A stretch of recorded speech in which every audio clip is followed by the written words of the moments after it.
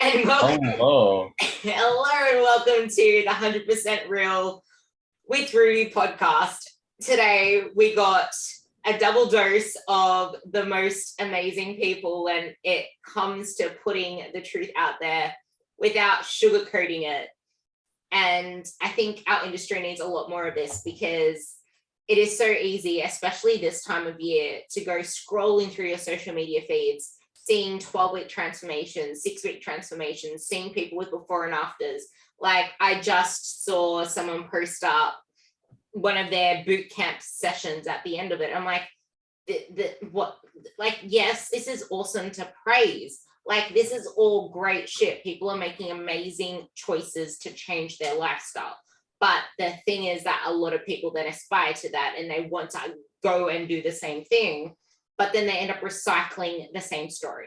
They end up coming out the end of it worse, or with a shitty relationship with food, with the same restriction mindset, not knowing what to do after, and going back to the way they were before. And then you're literally just repeating history. And we already know from Harry Potter that history repeating itself does not end well.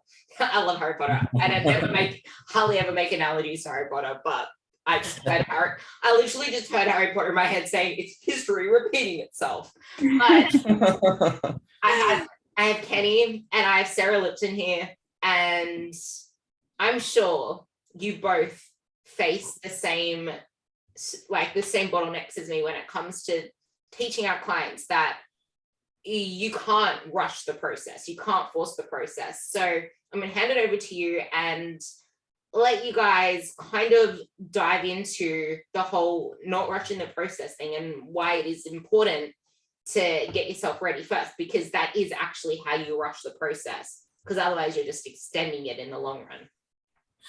Yeah, no, absolutely. And Ruby, thank you for having us on here, by the way. It's really cool to finally do this. I know we've been trying to plan this going back and forth, so it's finally good to finally be, on your podcast and just be able to talk to you face to face. So it's really cool. And yeah, but you're right. It's kind of a funny thing where there's a lot of boot camps, a lot of 6-week, challenges, 12-week challenges, whatever it might be, right? Especially at this time of the year. And there's nothing wrong with those things necessarily, because they do promote a healthier lifestyle, right? Where, for example, if you're brand new to fitness and you just see that motivation come up where, hey, I want to make a change for my life, that's great.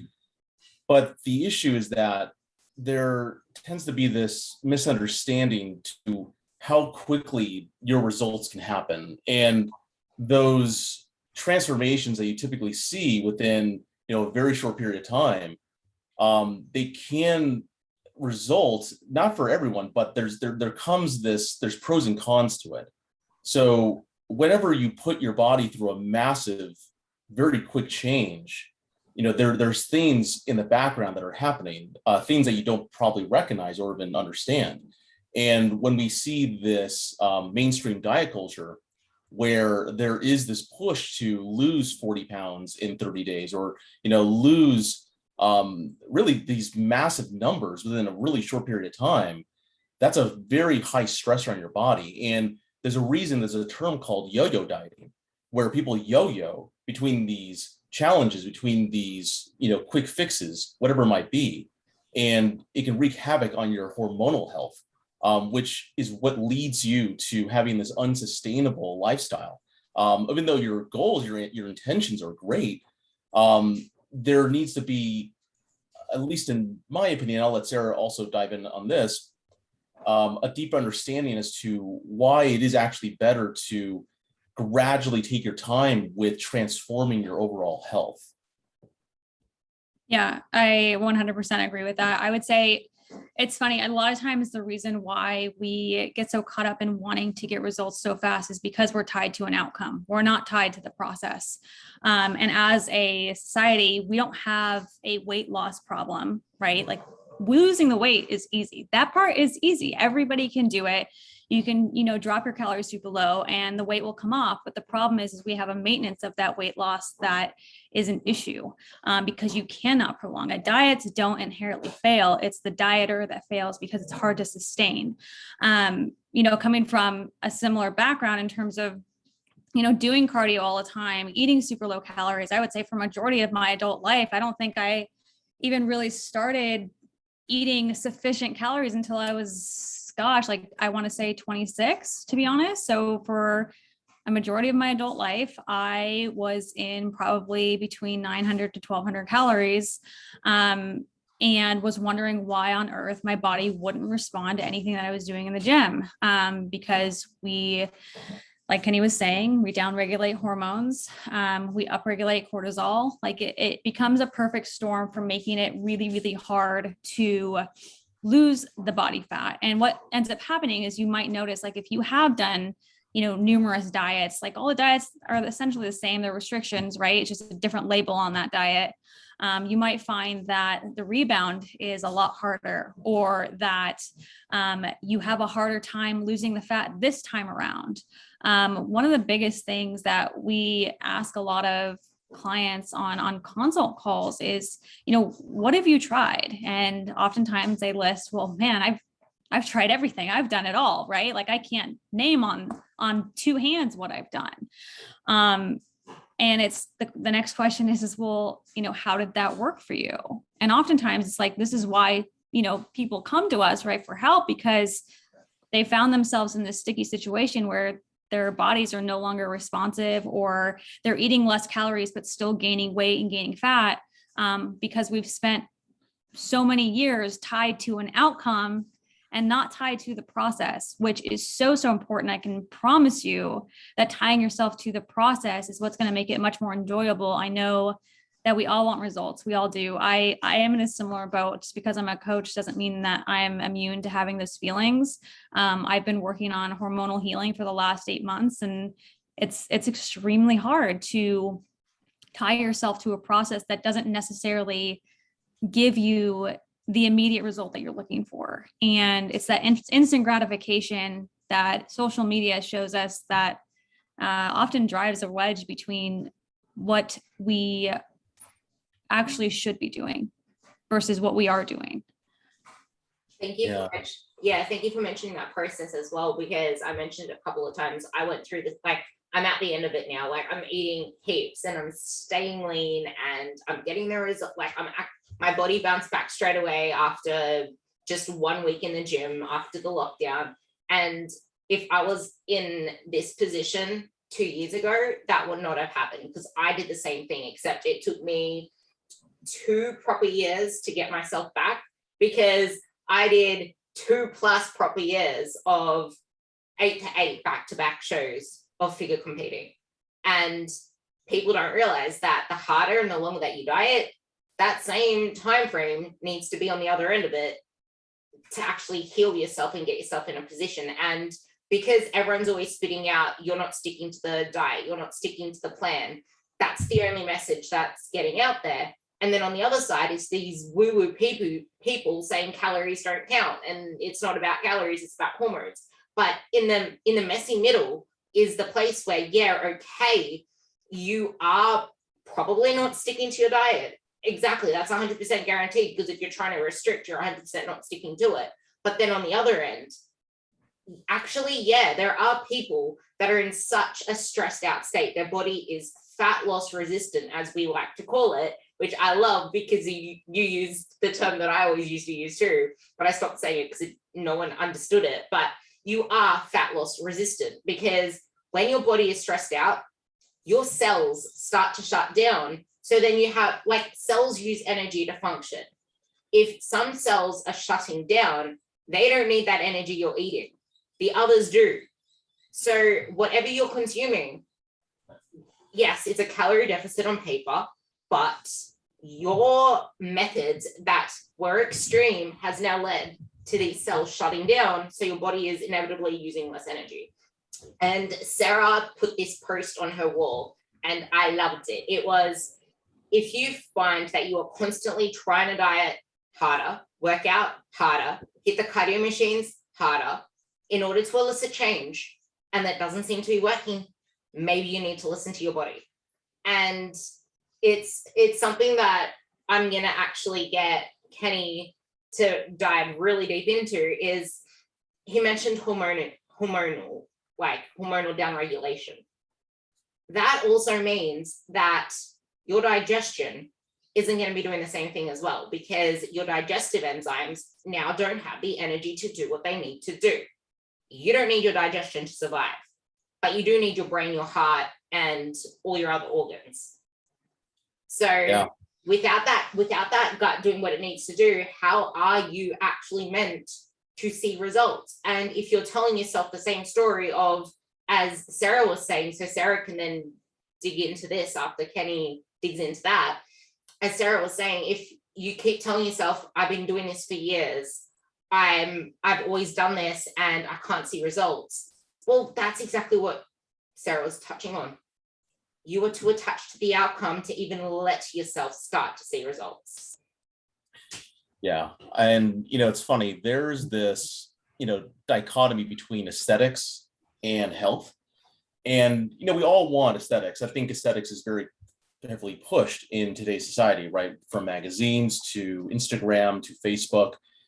It's just a constant highlight reel. And, to be fully transparent, there was times where I actually had to step off social media because I thought, holy crap, like, why am I not looking like this guy? And what can I do to do this, right? And it felt hopeless. And when you feel hopeless, there's this, I think, deeper drive to do things that are, at least at surface level, that are going to offer you a solution, right? And so these quick fixes become very, very attractive. But with that said, I do want to talk about this idea of aesthetics versus health, because aesthetics and health, they're two different things. They are correlated with each other, but only one of them leads to the other. And so what I mean by that is when there's this heavy push for aesthetics where we're trying to look a certain way, whether it's to get, very lean, to get a bigger booty, to get bigger legs, bigger chest, whatever it might be, and you don't consider your health, eventually, yes, you could definitely get the aesthetics that you're looking for, but at some point, your health is going to be the costing factor. In other words, your health is going to start to go down. But if you begin to focus on your health, then aesthetics will come. A healthy body is a responsive body. This is what Ruby was talking about, right? Where your cells, your body as a whole, will begin to respond if your health's in order. And so, like, an analogy that Sarah and I like to use is a factory. If you were to imagine a factory, your body being this factory, and the factory produces whatever material it's going to do, right? You're producing a product. And let's just imagine you cut off the material that feeds into the factory to allow you to produce this product. Well, your production rate's probably going to go down, right? Because you don't have enough material going into your factory. And similarly, if you don't have enough food or energy, right, coming into your body, your factory is going to slow down because, well, you're going to run out of material. Why would you run the factory at full capacity when you don't have enough material coming in? You're going to waste money. You're going to waste time. You're probably going to send everyone home and you're going to be pissed. And it's like, who wants that, right? So what ends up happening there is that if you have a lack of energy, lack of material coming into your factory, which is your body, then your body, in order not to waste time, in order not to waste energy, in order not to send everyone home, is going to literally slow things down, and it's going to downregulate everything. And so your hormones, just to give you an idea as to what that is. So hormones, thrown out, that word's thrown out around a lot, right? Hormones are just messengers. They're messengers that deliver messages throughout your body. They're literally there to deliver instructions to, okay, body do this, body do that, right? And there's different hormones in the body that serve different purposes.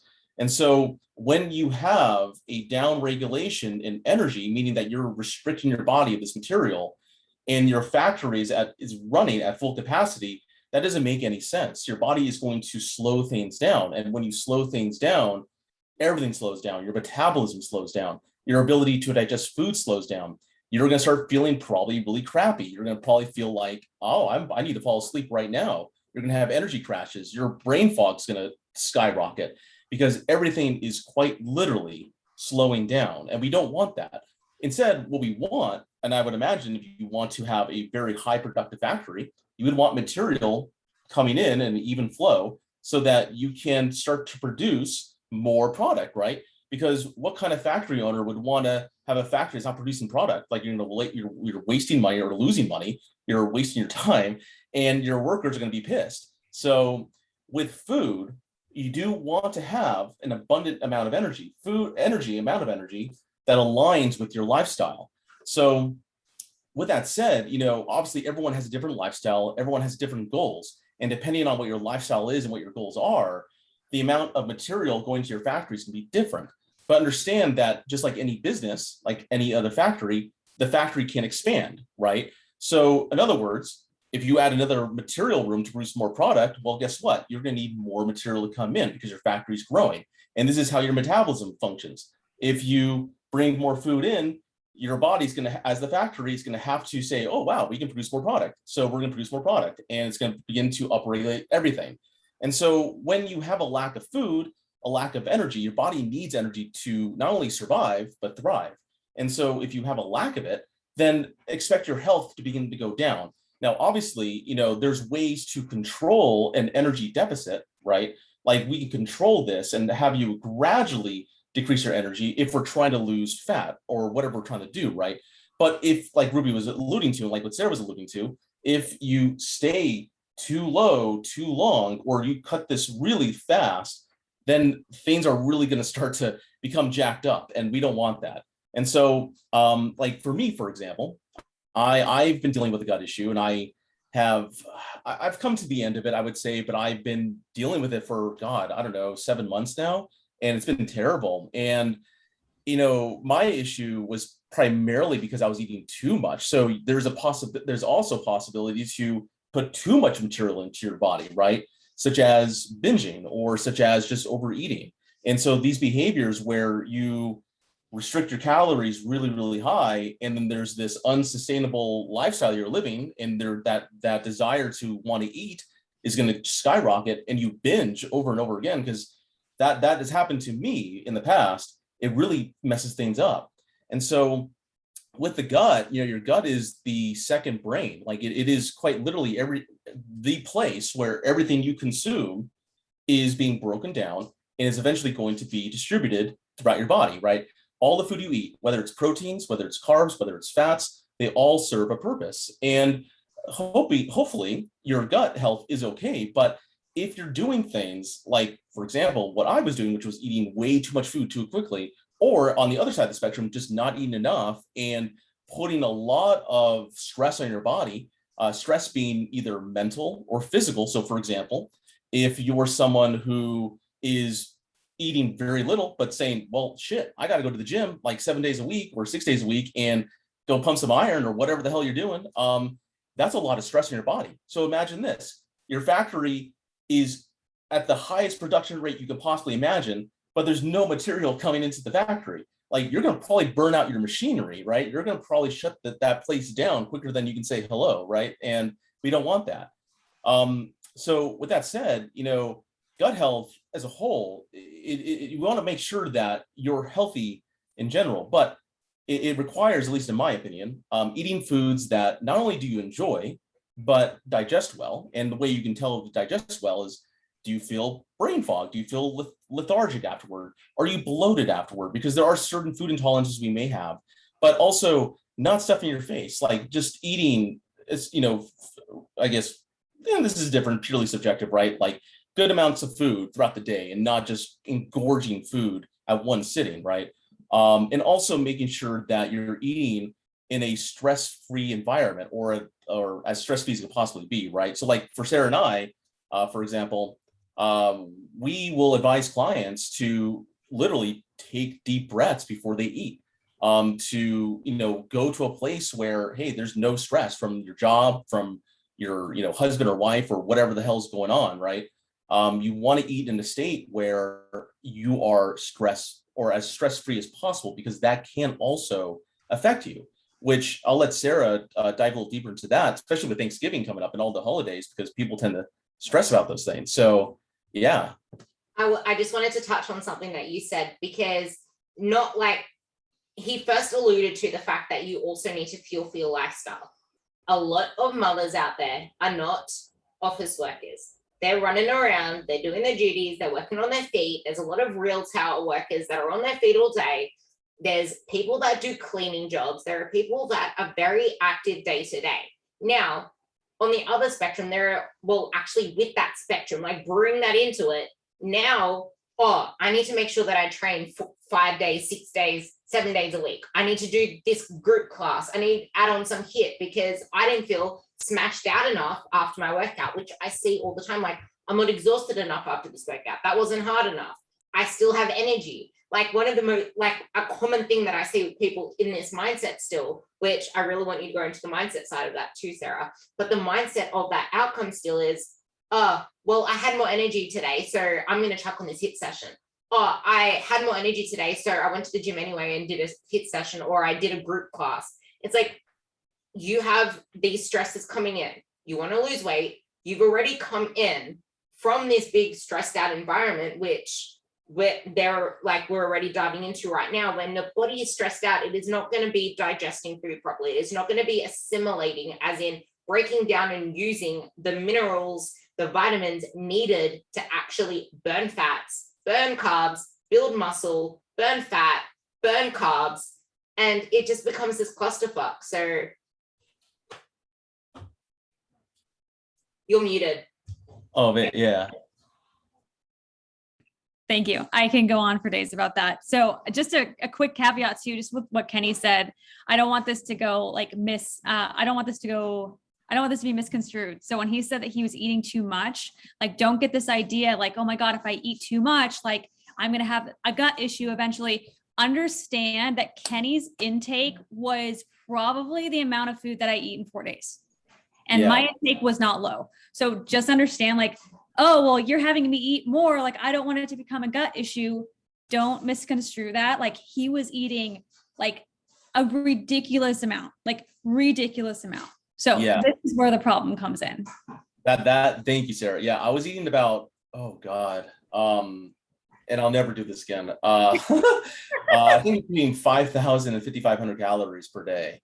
And it was getting to the point where, I thought, well, holy shit, I need to eat all this food and I don't seem to have enough time. So I guess we're just going to stuff the shit out of our faces and go for it. And yeah, it was he was eating like things that were to get the calories in, like super calorically dense versus things that are nutrient dense. So the food quality, like while we practice like flexible dieting with our clients, like food quality does matter.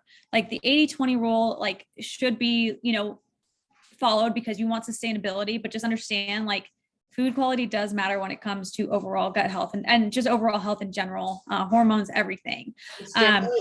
Also generally why I try to keep it 90-10 most of the time and 80-20 some of the time. And I just realized we're going to have to do a part 2 because there's 3 of us and I have a 40-minute time limit. So, so as soon as this ends, jump on again and we'll do the same link and we'll do it. Okay. But that's good. But it's so good having all 3 of us there. I'm loving this so much. I'm like, this is going to go on for ages and I don't even mind because this shit is so important. Like, you need to realize that if you're going to just take it in context of, oh, I can eat shit the weekend because that's 20%. It's like, yeah, but if you're eating a whole heap of processed food in a constrained period of time, that also impacts your gut lining. That also impacts your mood. That also impacts your satiety signals, your cravings. Like, I actually told myself that I don't like these foods, even if I did, just so I don't eat them. And in doing that for such a long period of time, I don't even crave them anymore. I don't even want them. Like, my craving is a freaking tuna bake now. Like, I crave tuna bake if I crave anything. Like, that shit comes with time. And the more that you give into these hedonic foods, as in foods that taste really freaking good, and especially going into Thanksgiving, I want you to touch on this too. Well, we don't celebrate Thanksgiving, but going into like December, it's the last day of the week, it's the last month of the year. Going into December, if you're going to take bits and pieces from every single dish, that is going to create a taste bud gasm.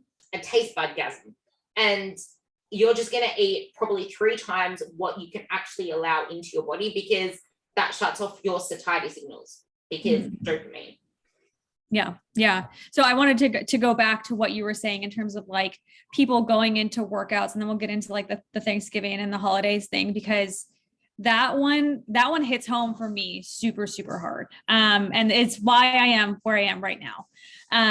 The idea that you need to go into your workouts and feel completely depleted is completely false. In fact, the workouts are there. You should be getting energy from your workouts, not feeling completely depleted. Like that should not be the goal. And I understand like we have this mentality of like, I need to push harder. I need to work harder. I need to sweat more. I need to be sore. Like none of those things are factual. I spent probably the past 2 years training the same exact way and pushing myself to the brink of just complete exhaustion every workout, which is why I am struggling so hard hormonally right now.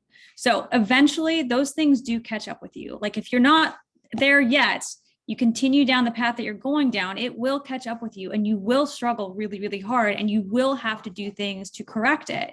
The hormones, unfortunately, aren't going to just correct themselves once you get to that point. So understand that like from an exercise perspective, your workouts should make you feel more energetic, especially as a woman. Like that is so vitally important. So don't go into these workouts thinking I need to completely demolish myself in order to make any sort of progress or feel like I have succeeded at any point. That's not the case at all. And that mindset definitely needs to change. And it's something that has taken me a long time to get to. Ultimately, me just like completely shutting down from a hormonal perspective. And I would not wish that on my worst enemy, to be completely honest. As a woman, that is something that is extremely difficult to deal with, and not anything that I want anybody or any of my clients to face. So, lose the mentality that you need to completely demolish yourself in the gym. It's fine to like push hard. Don't take that the wrong way. Like put the effort in, push hard, but don't leave the gym feeling like you can't function the rest of the day. I actually do want you to dig into why it is so important for us as women to actually realize we are not small men. We are not small men. Like we can train like beasts. We can train like men. Like I have a male mentality when I train. I post my workouts in my stories to show I train male like, and I don't look like a man because I'm not a small man. We have different hormonal systems. And I actually show the fact that I lift heavy ass weight and I'm not looking anywhere near bulky like a man. I'm not this fat person that thinks that like powerlifting or bulk, like lifting heavy makes you fat or bulky. Like I'm trying to cut that myth. That is what I do. But it does not mean that the rest of what I do or the rest of the way my body functions is like a man. Like, yeah, I want you to dig into that. I'll let you do that. Yeah. So I love that saying. My coach says that all the time. So I love that saying. As a woman, we are so much more complex from a hormonal standpoint. Let's put it this way. Like a lot of women out there, like you're married, let's just say you're married or you have a boyfriend, right? Like when you guys go to the gym, like how often do you see, or how often do you hear your friends say, oh my gosh, my husband like just started working out and dropped 20 pounds and I am not doing, nothing's happening here. We are so much more complex, which is why we have to be so much more careful when it comes to our hormone function and working out. Like, just kind of like there's two ends of the spectrum, right? There's not working out at all. And then there's going max effort 100% of the time, no breaks, no rest days, eating super low calories and trying to keep up with, powerlifters 365 days of the year. Let's just say that, for example. And then there's this place in the middle, like a lot of people, most people, I would say, don't push themselves hard enough. I was one of those people. It took me a really long time to learn how to really push myself in the gym to make results happen. But there's also this spectrum of making sure that your recovery threshold does not fall behind the stress threshold that you put on your body in the gym. So as a woman, your recovery is so vitally important. Getting stress low is vitally important. Doing things like yoga and deep breathing, or getting yourself into a parasympathetic state, meaning that you aren't doing anything that is of that is going to place any stress on your body, like no cardio, like just like really taking time to be present in the moment is something that is super important, especially as a woman. If you are going to be training hard, is making sure that you have that recovery threshold taken care of, just because we are so complex. And as women, our society is plagued with most women doing really high intensity HIIT training, cardio, like plyometric style training versus lifting weight. And lifting weight itself like can really help with hormone function, but at the same time, you have to be very careful again to make sure that that recovery threshold stays like with your stress threshold. You want it actually above, right? You want to be recovering more optimally than you are stressing out your body. Which is why so many women find that problem where, oh, Kenny goes in the gym and loses fat right away. And here I am 8 months in and my body's not doing anything because hormonally I'm not functioning from an optimal place because of how much I put stress on my body versus paying attention to my recovery. So men, they have all the female hormones, but they're at different levels, obviously, right? Which is what makes them men versus women. We all have, sex hormones, but from a female standpoint, like biggest thing that I want anybody to take away here is that recovery significantly matters as a woman. It's going to make a world of a difference, especially when it comes to overall fat loss and muscle gain. I think that's a perfect place to leave part 1 of this segment, and we will join you for part 2, which is going to come out literally in a couple of days. So I will see you in the next little bit. All right, Ruby, we'll see you soon, dude. Thanks, guys.